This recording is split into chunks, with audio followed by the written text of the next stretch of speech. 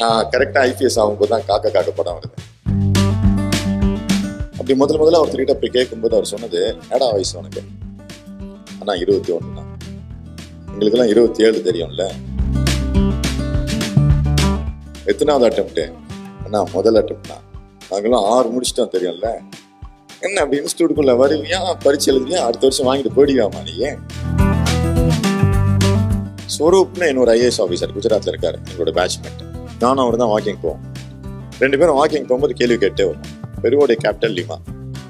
லிமா நான் ஞாபகம் வச்சுக்க வேண்டிய அவசியமே கிடையாது. ஃபிலிம்ஸ்க்கு நான் லிமா லிமா லிமான்னு மக்கப் பண்ண வேண்டியதே இல்லை. எல்லாம் ஸ்டார்ட் ஆகும் 4 words அப்படிங்கிற வரைக்கும் எனக்கு ஞாபகம் இருந்தாலே ஃபிலிம்ஸ் பாஸ் பண்ணிடலாம்.